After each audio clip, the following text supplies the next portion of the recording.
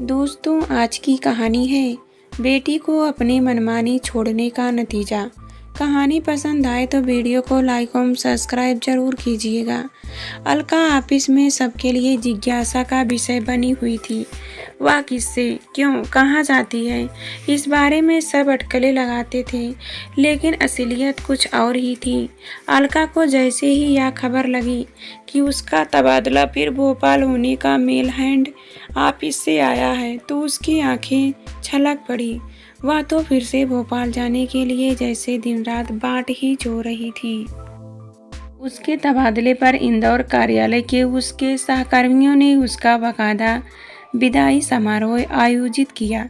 विदाई समारोह के भाषण में वह अपने बारे में बहुत कुछ कहना चाहती थी, लेकिन यह सोचकर उसने कुछ नहीं कहा कि बनर्जी साहब को सब कुछ पता चल ही गया है, तो अब सारी बात बाकी के लोगों को भी पता चल ही जाएगी।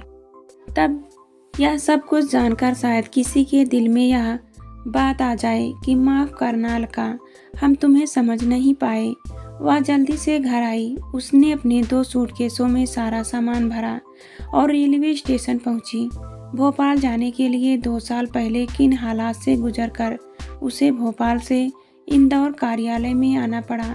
जब वह इंदौर आई तब इस शहर से पूरी तरह अनजान थी। इंदौर कार्यालय में जब वह पहुंची तो उसने एक मैडम से कहा, मुझे बनर्जी साहब से मिलना है। वह मैडम उसके सौम्य रूप को देखकर उस पर एकदम से मुग्ध सी हो गई। फिर बोली, मैडम, आप किस लिए उनसे मिलना चाहती हैं? जवाब में वह बोली, मैं अलका हूँ और भोपाल कार्यालय से ट्रांसफ़र होकर यहाँ आई हूँ और मुझे अपनी ज्वाइनिंग रिपोर्ट देनी है।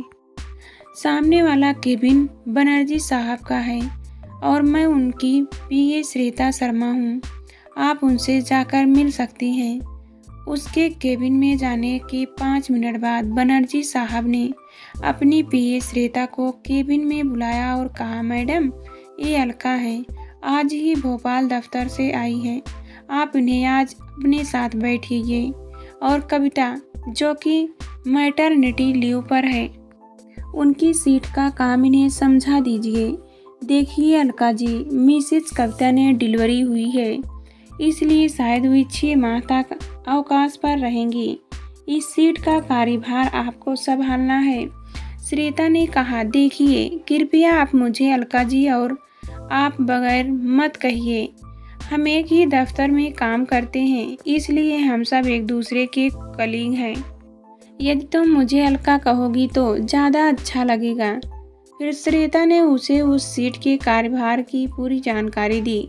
अब लंच होने को था, इसलिए उसने कहा, अलका, लंच के लिए टिफ़िन आई हो या रेस्टोरेंट में जाने का इरादा है? मैं तो भोपाल की बस से उतरी और सीधे यहाँ ऑफिस में आ पहुँची, इसलिए मेरे पास लंच की व्यवस्था नहीं है। देखो अलका, आज तुम मेरे साथ लंच लो, फिर कल से व्यवस्था कर लेना। लंच करने के दौरान श्वेता ने सहज ही पूछ लिया, अलका, भोपाल से तुम्हारे साथ कोई आया है और तुम्हारे रहने की क्या व्यवस्था है? मैं अकेली ही भोपाल से आई हूँ और मेरे पास रहने का भी कोई इंतज़ाम नहीं है। सोच रही हूँ कि आज किसी होटल में स्टे कर लूँ और फिर किसी की सहायता से कहीं मकान किराए पर ले लूँगी। ठीक है, तो फिर आज तुम मेरी मेहमान बनकर मेरे घर चलो, कल कहीं तुम्हारे लिए मकान की व्यवस्था कर लेंगे। अगले दिन श्वेता ने एक मकान उसे दिखाया जो उसे पसंद आ गया और वह उसी दिन उसमें शिफ्ट भी हो गई। जब अलका उस मकान से शिफ्ट होने के लिए श्वेता के घर से निकली तब वह बोली, अलका, तुम अलग मकान में शिफ्ट हो रही हो, इसका मतलब यह नहीं कि हमारी दोस्ती खत्म हो गई। तुम मेरी एक अच्छी सहेली हो और हमेशा रहोगी। यदि तुम्हें कभी भी मेरी सहायता की ज़रूरत पड़े तो मुझे ज़रूर बताना। कुछ ही दिनों में अलका को इंदौर कार्यालय का माहौल भा गया। वह रोज़ाना नियत समय पर दफ्तर जाने लगी, लेकिन उसकी एक बात पर दफ्तर के सहकर्मियों की नज़र थी कि कभी कभी वह अचानक सीट से उठकर बाहर जाती है और किसी से मोबाइल पर देर तक बातें करती रहती है। यह सिलसिला तकरीबन रोजाना ही होता है। वह इतनी देर तक किससे क्या बातें करती है, यह सबके लिए चौंकाने वाली बात थी। क्योंकि वह जवान है, बेहद सुंदर है और कद काठी बहुत आकर्षण है, इसलिए सबके मन में एक भ्रम यह है कि यह किसी लड़के से प्यार करती है और उसी से इतनी देर तक बातें करती है। दफ्तर में 5 दिन का सप्ताह है और हर शनिवार रविवार अवकाश रहता है, इसलिए वह शनिवार रविवार को अवकाश के दिन क्या करती होगी, यह उन सब के लिए एक जिज्ञासा का विषय था। एक दिन रात 11 बजे वह उठी और अपने मकान की बालकनी में जाकर किसी से धीमी आवाज में बातें करने लगी। अब दफ्तर में अचानक अपनी सीट से उठकर उसके किसी से देर तक बातें करना और देर रात एक बालकनी में खड़े होकर धीमी आवाज में बातें करना कुछ रहस्यमय सा लगने लगा था।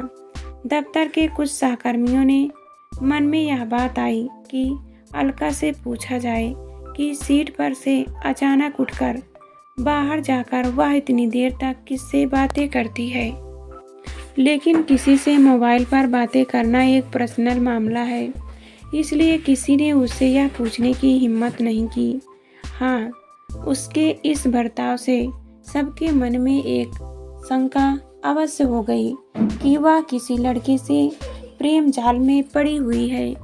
अब अलका हर शनिवार रविवार अवकाश के दिन भोपाल जाने लगी। अक्सर शुक्रवार की शाम दफ्तर छूटते ही वह वहां से रिक्शा पकड़कर बस स्टैंड चली जाती और भोपाल पहुंच जाती।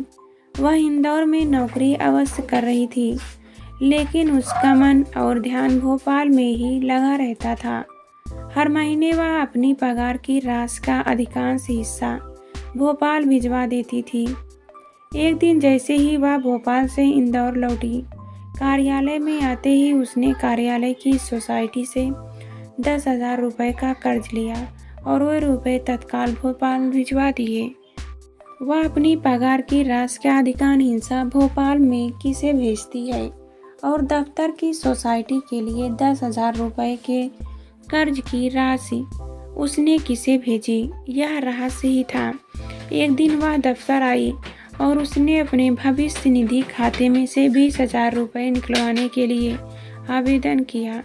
कैशियर ने उसे 20,000 रुपयों का भुगतान उसी दिन दोपहर को कर दिया। कैशियर से रुपए लेकर सीधे बनर्जी साहब के केबिन में गई और अगले दिन उनका अवकाश स्वीकृत कराते हुए वह भोपाल चली गई। उसके द्वारा बार बार इतनी बड़ी राशि का इंतजाम करना और फिर तत्काल भोपाल रवाना हो जाने की बात अब एक गहरे रहस्य को जन्म देने लगी थी।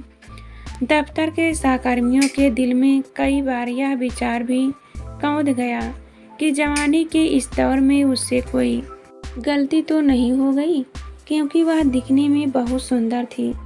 कहीं कोई उसका यस बनाकर उसे ब्लैकमेल तो नहीं कर रहा है, क्योंकि कहते हैं ना कि जब कहीं प्रकाश होता है तो परछाई भी उसी के साथ साथ रहती है। वह सुंदर है, गोरी चिट्ठी है, सो संभव है कुछ काला उसके आसपास मंडरा रहा हो।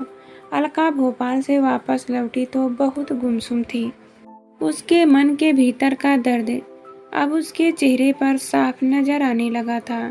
वह दफ्तर में अपनी सीट पर बैठी थी, लेकिन उसका मन काम में नहीं लग रहा था। वह ठीक से निर्णय नहीं ले पा रहा था कि ऐसी स्थिति में वह क्या करे। वह तत्काल उठकर बनर्जी साहब के केबिन में गई और उनसे बोली, सर, मैं आज फिर भोपाल जाना चाहती हूँ। प्लीज़ मुझे कुछ दिनों की छुट्टी स्वीकृत कर दीजिए। लेकिन मैडम, दफ्तर में आईडियो पार्टी आई है, इसलिए किसी को भी छुट्टी नहीं दी जा रही है। तब मैं आपको छुट्टी कैसे दे सकता हूँ? जब साहब ने उसे छुट्टी देने में असमर्थता व्यक्त की तो वह असमंजस में पड़ गई कि अब वह क्या करे। वह फिर बनर्जी साहब के केबिन में गई और उसने सविनय निवेदन किया, सर, मेरा रुपए लेकर भोपाल जाना बहुत ज़रूरी है। यदि रुपए समय पर भोपाल नहीं पहुंच सके तो मेरे जीने का मकसद ही खत्म हो जाएगा। सॉरी मैडम, मैं आपको छुट्टी नहीं दे सकता, लेकिन मानवीयता के नाते इतना कर सकता हूँ कि भोपाल में मेरे एक मित्र हैं, उनको संदेश देकर आपके रुपए भिजवाने का इंतज़ाम करवा सकता हूँ। अलका ने तत्काल एक कागज़ पर नाम व पता लिखकर बनर्जी साहब के हाथ में दिया और कहा, इस स्थान पर 20,000 रुपये तत्काल पहुँचाने हैं। बनर्जी साहब ने तत्काल मोबाइल पर अपने मित्र से बात की कि मैं तुमको एक मैसेज कर रहा हूँ, कृपया उसके अनुसार बताएं, नियत स्थान पर रुपए तत्काल पहुँचवा दें। बनर्जी साहब के मित्र ने भी रुपए तत्काल नियत स्थान पर पहुँचा दिए और फिर मोबाइल पर उनको बताया कि जहां मैडम ने रुपए पहुँचाने के लिए कहा था, वास्तव में वह एक निजी हॉस्पिटल है। जब मैंने हॉस्पिटल के काउंटर पर आपके बताए नाम का जिक्र किया तो उन्होंने मुझे एक प्राइवेट रूम में पहुंचा दिया। उस रूम में पहुंचते ही मैंने देखा कि 4-5 वार्ड बॉय मिलकर एक आदमी को पकड़कर रस्सी से बांध रहे हैं। मुझे उस रूप में देखते ही एक नर्स ने पूछा, सर आपको किससे मिलना है? क्या आप अभिषेक से मिलने आए हैं?